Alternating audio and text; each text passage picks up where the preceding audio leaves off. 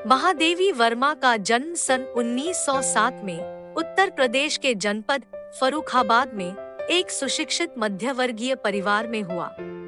उनके पिता श्री गोविंद प्रसाद उच्च शिक्षा प्राप्त करने के बाद मुख्याध्यापक के रूप में कार्यरत थे और उनकी माता श्रीमती हेम रानी देवी शिक्षित और धार्मिक विचारों वाली कुशल गृहिणी थी।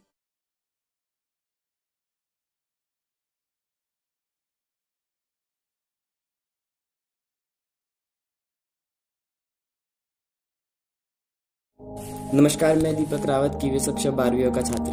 भक्तिन महादेवी वर्मा का एक प्रसिद्ध संरचनात्मक रेखाचित्र है जो स्मृति की रेखाएं नामक पुस्तक में संकलित है। लेखिका ने अपनी सेविका के अतीत और वर्तमान का परिचय देते हुए उसके व्यक्तित्व का मनोहारी चित्रण किया है। भक्तिन एक छोटे कद की और दुबले पतले शरीर की एक गांव में रहने वाली स्त्री थी। छोटी आंखें, पतले होंठ तथा हमेशा गले में कंठी की माला पहनने वाली। भक्तिन का असली नाम लक्ष्मीन तथा लक्ष्मी था, लेकिन उसने अपनी स्वामिनी से प्रार्थना की थी कि उसके नाम का प्रयोग ना किया जाए। अतः कंठी की माला को देखते हुए लेखिका ने उसका नाम भक्तिन रखा। वह अहीर कुल में पैदा हुई थी। लक्ष्मी का लालन पालन उसकी सौतेली माँ ने किया था। लक्ष्मी का गांव झुंसी था। लक्ष्मी का 5 वर्ष की आयु में विवाह तथा 9 वर्ष की उम्र में गौना हुआ। लक्ष्मी का विवाह हंडिया गांव के एक गोपालक के छोटे बेटे के साथ विवाह हुआ। विमाता को हमेशा यह डर सताता था कि कहीं लक्ष्मी के पिता सारी जायदाद उसके नाम ना कर दें। इसलिए लक्ष्मी के पिता जब बीमार पड़े तो उसकी सूचना लक्ष्मी को नहीं दी गई। पिता की मृत्यु का दुखद समाचार उसे उसके मायके आकर मिला। मायके में सौतेली माँ का बुरा व्यवहार देखकर उसने मायके में पानी तक नहीं पिया और लौटकर ससुराल चली आई। लक्ष्मी के ससुराल में भी उसे सिर्फ दुख ही दुख मिला। सास के 3 कमाने वाले बेटे थे। लक्ष्मी सबसे छोटे बेटे की पत्नी होने के कारण अपनी बेटियों सहित घर का सारा काम किया करती थी और जिठानियां अपने बेटों के साथ मौज मस्ती में रहा करती थी। लक्ष्मी की 3 बेटियां थीं। बड़ी बेटी की शादी के बाद ही भक्तिन के पति का देहांत हो गया। अपनी संपत्ति को सुरक्षित रखने के लिए भक्तिन ने अपनी तीनों बेटियों की शादी कम उम्र में ही करा दी। उसने अपने बड़े दामाद को घर जमाई बना लिया।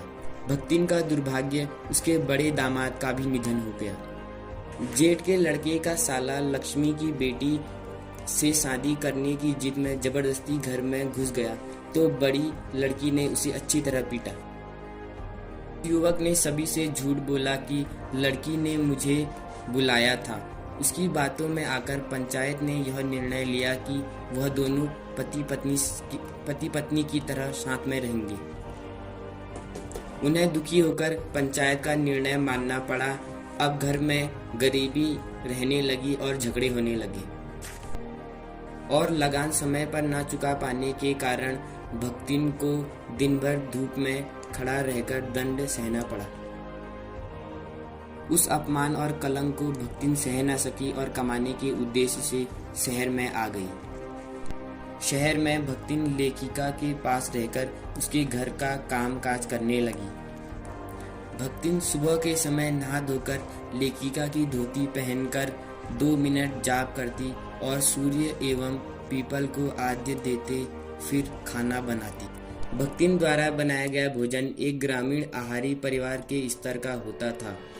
उसने कोई सब्जी न बनाकर केवल दाल बना दी और मोटी मोटी रोटियां सेक कर काली कर दी।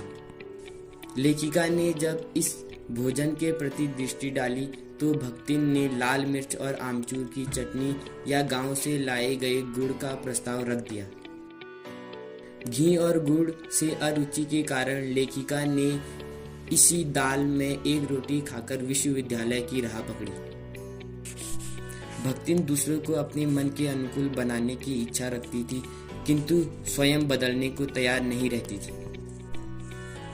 उसने लेखिका को ग्रामीण खानपान सिखा दिया, किंतु स्वयं कभी रसगुल्ला नहीं खाया, ना ही को बदलकर जी का प्रयोग किया।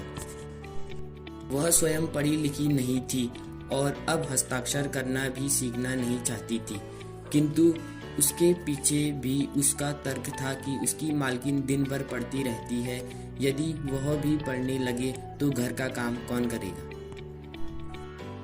लेखिका के साथ भक्तिन हर समय उपस्थित रहती थी, जिससे लेखिका को जिस भी चीज की आवश्यकता होती वह उसकी मदद कर सके। वह लेखिका के साथ बद्रीनाथ और केदारनाथ भी गई थी। भक्तिन की बेटी और दामाद बुलाने आए तो वह लेखिका को छोड़ने का मन बना पाई। लेखिका के सामने भक्तिन ने धन के महत्व को भी कम कर दिया। वह लेखिका के लिए अपना सब कुछ लुटाने को तैयार थी। वह लेखिका के इधर उधर पड़े पैसों को किसी मटकी में छिपाकर रख देती थी। उसका मत है अपना घर ठहरा, पैसे रुपया जो भी इधर उधर पड़ा देखा संभाल कर रख दिया। वह मानती थी कि उसके और भक्तिन के बीच स्वामी सेवक का संबंध नहीं है। भक्तिन छात्रावास की बालिकाओं को चाय बनाकर देती थी।